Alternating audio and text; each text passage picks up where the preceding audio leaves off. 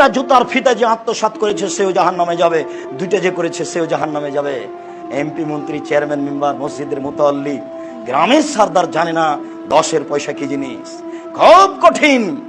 1 বস্তা গম, না না নয় 1 বস্তা নয় 1 কেজি, না না নয় 1 কেজি নয় 100, না 100 নয়, একটা গম আপনার চোখের সামনে, একটা গম 10-এর মধ্য থেকে আপনার গমের মধ্যে চলে এসেছে, এটা আপনি দেখলেন, আপনি চুপ থাকলেন। এখন যদি হজ করতে চলে যান, বাকি জীবন যদি কাঁদেন এই পাপ ক্ষমা হয়ে যায়, তাহলে ইসলাম ধর্ম মিথ্যা।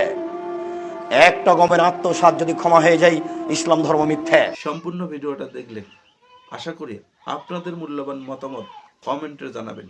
আজকের মতো বিদায় নিচ্ছি, দেখা হবে অন্য একটি ভিডিওতে।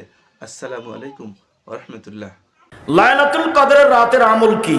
লাইলাতুল কদর মানে শেষ দশক, মানে 5 দিন 5 রাত।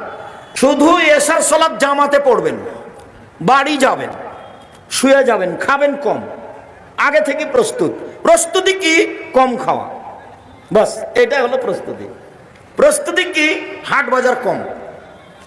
11টা 10:30টায় উঠে যাবেন, একটু শুয়ে যান, এশার সালাতের পরে একটু শুয়ে যান, 10:30 11টাতে উঠে দাঁড়ান, 8 রাকাত সালাতে ভোর করতে হবে।